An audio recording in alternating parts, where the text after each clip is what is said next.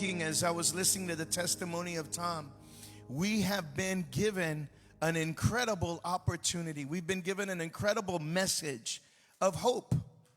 And yet God said, you know what I'm going to do? I'm going to do the craziest thing. I'm going to take 11 people. I'm going to pour myself into them and a small band of brothers and sisters, give them the greatest message that has ever been articulated and say, it's yours. Now go and make disciples.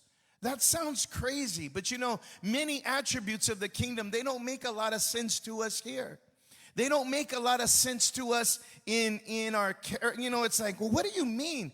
It doesn't make sense, but God says, trust me,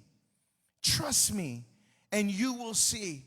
You know, I was thinking about this idea when Pastor Marcos, like, COVID-19 hit, and it was in the month of March, and things were just scary. I mean, absolutely scary. And we didn't know what we were going to do and how are we even going to survive.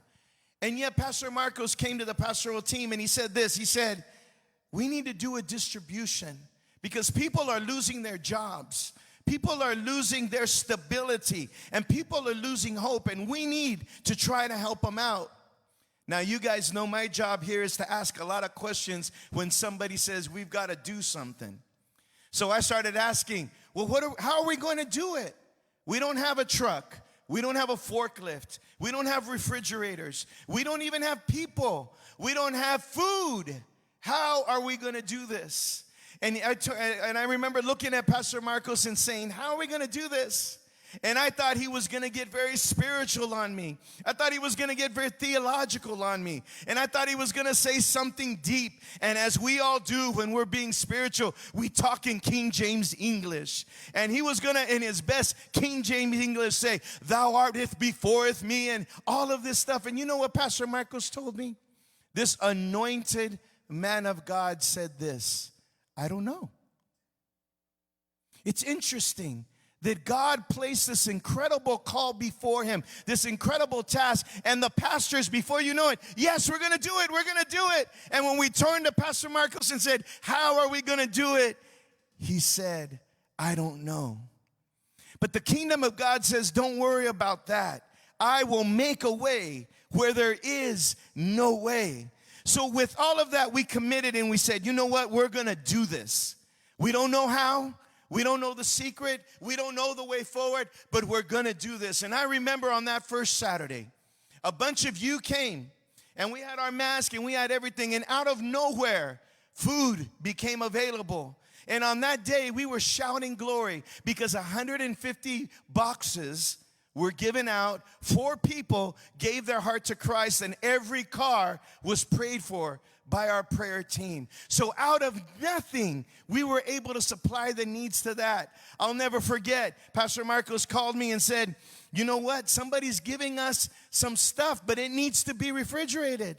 I said, well, Pastor Marcos, what are we going to do? We don't have a refrigerator. Do you know anybody has a refrigerator? No, he says, but this is an incredible opportunity. They're giving us milk, and they're giving us cheese, and they're giving us pollo loco, and they're giving us carne asada and all this stuff, and we got to keep it cool. And by the way, they can't deliver it on Sunday morning at the distribution. I said, Pastor Marcos, what are we going to do? What do you think he said? I don't know. It's like, wow, well, if you don't know, I don't know. And then it dawned on us, we have a new life room. And right now, we can't use it. And you know what? The air conditioner in the new life room, it works pretty good. Oftentimes, we get a complaint that it's too cold. So we said, you know what? Crank up that AC in that room, put the pollo loco in there, put the carne asada, the vegetables, whatever, and for a couple of days, we're going to keep it cold. God turned a new life room into a refrigerator, and that day, we gave away all that food. It did not spoil. It didn't. If anything, it was multiplied because God takes your I don't know, and he says, let me do my work. Isn't that amazing?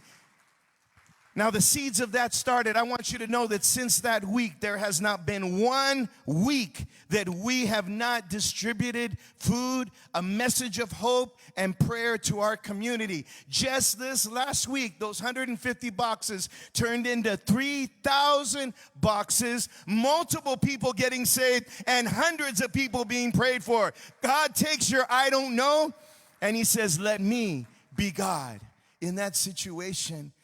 2 years ago, I talked to you about a plot of land. And the board and I, we had one of our missionaries to TJ come to us. They want to say, look, we've got this land. God's calling us to plant a church. How are you going to do it? What do you think the missionary said? I don't know. But God is doing it, and they've given us this land. And they said, we should do something about it.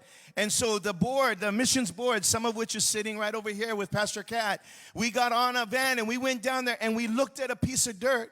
And I love what the missions board did. They looked at that dirt and they said, no, no, no, no. This is not empty dirt. This is Templo, Calvario, TJ. This is a church on this dirt. So I asked the board the same question. Hey, board, how are we going to pay for that? Guess what the board said? I don't know. But guys, 2 years later, I'm here to report last week, the final payment was made on that land, and that land is now land set aside for a church that nobody can take away from us, because God works with your I don't know, and he makes a difference. Come on, you got to give the Lord a hand clapping. I hope you're hearing me what I'm saying. We start with I don't know, and God says, I've given you a call. So guess what's going to happen? We're going to open a church on that piece of property. How are we going to build a building? I don't know. But God is going to do it. Of that, I am assured. I want you to listen to the testimony. I want you to hear something. I don't want you to miss what missionary Tom told you this morning. He said this: we are sending indigenous Filipinos to go out and minister the gospel of Jesus Christ.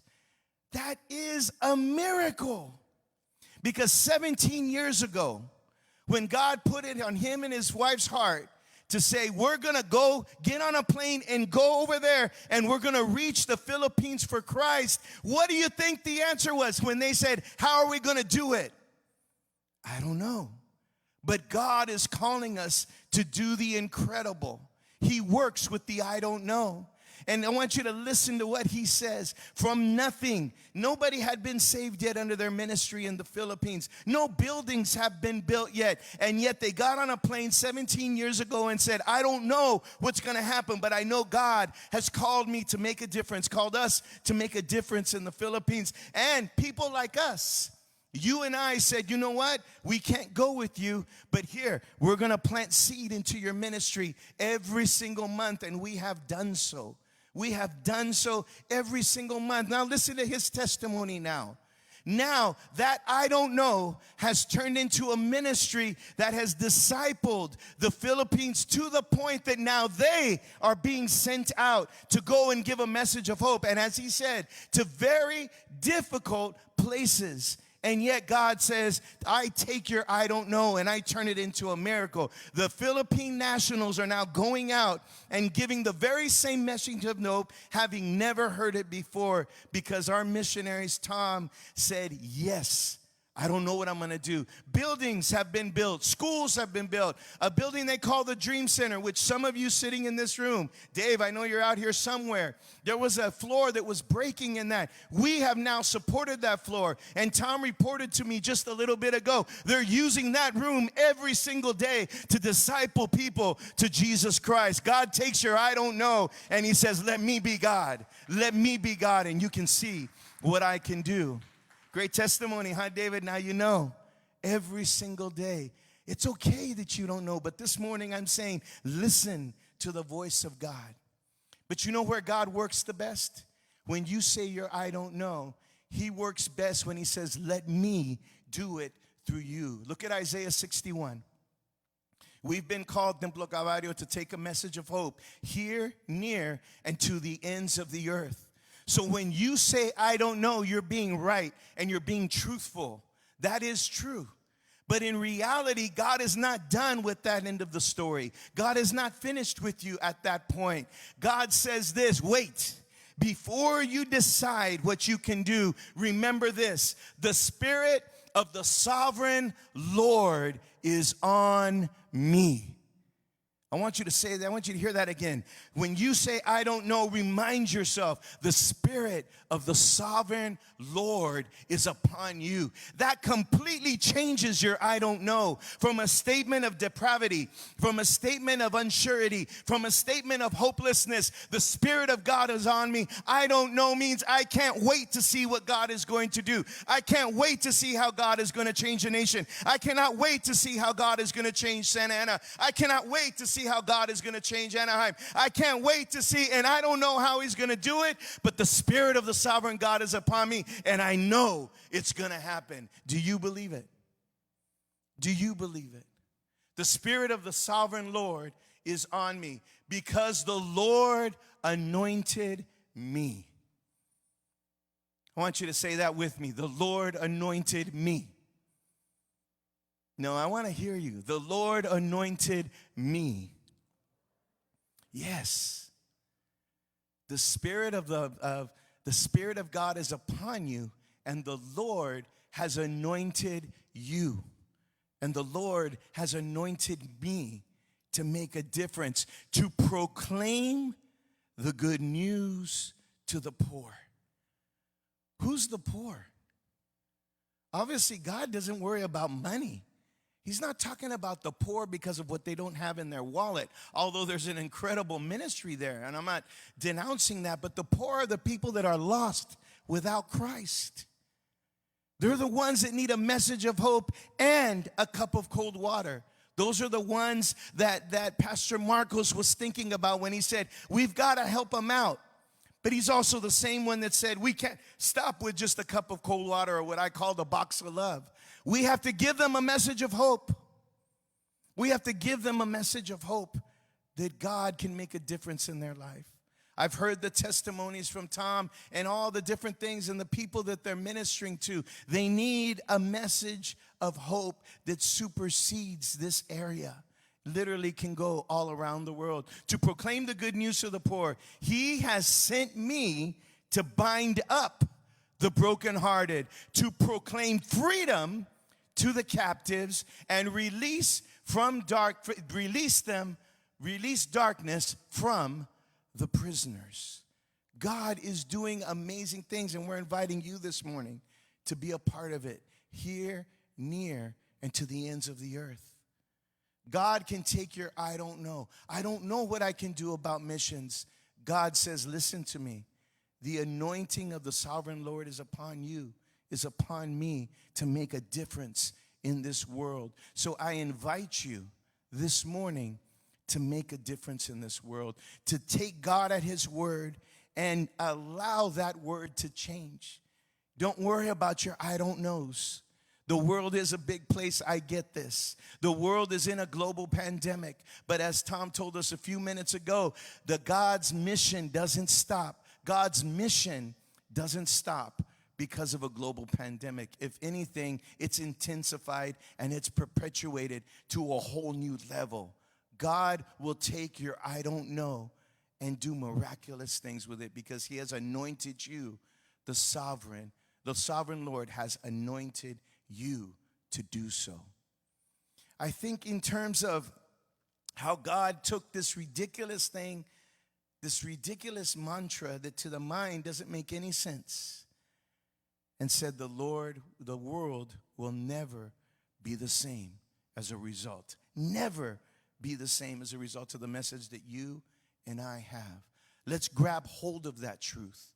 Let's grab hold of that reality that God takes your I don't know and he makes a difference. Look at this. Giving for one reason or another has gone down through this whole time. You know that. It's not a surprise. We've talked to you about that. And I'm so grateful for your faithfulness because God has done miraculous things. And I tell you that as I stand here. God has done miraculous things. So I'm not ashamed to say that it has gone down a little bit. God is still being God. Missions as well. But here's what I want you to know. Through this whole pandemic, through everything, through the giving going down, and that's why you have to hear it. Through the giving going down and everything, I want you to know something. We have not missed one payment to our missionaries.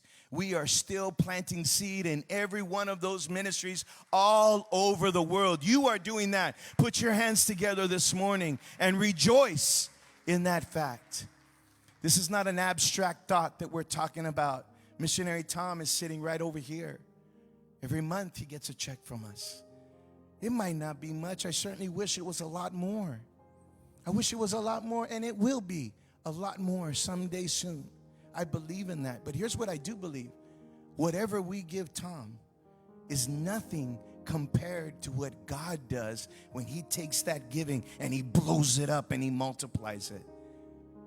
There is no financial price on indigenous people, in his case, Philippines, going out and taking a message of hope. Oh my Lord.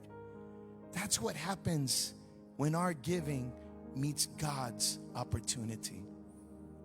This morning, as we refocus our attention to missions for a couple of Sundays, and this Thursday night, you got to come Thursday night. Pastor Kat's got a message. Wow. She's already talking, what do you think about this? What do you think about this? And I'm saying, man, it sounds great. I want to get saved right now. I want to go mission field right now. Come Thursday, and then next Sunday, we have some special things that are going to be happening here. But God this morning is going to take, I don't know what this money is going to do, but I know God is going to multiply it in a powerful way. Pastor Tommy, are you up here? God is going to multiply it in amazing, incredible ways. Give God your I don't know, and let him be God in your life. God bless you, Pastor Tommy. Come on, give it up this morning.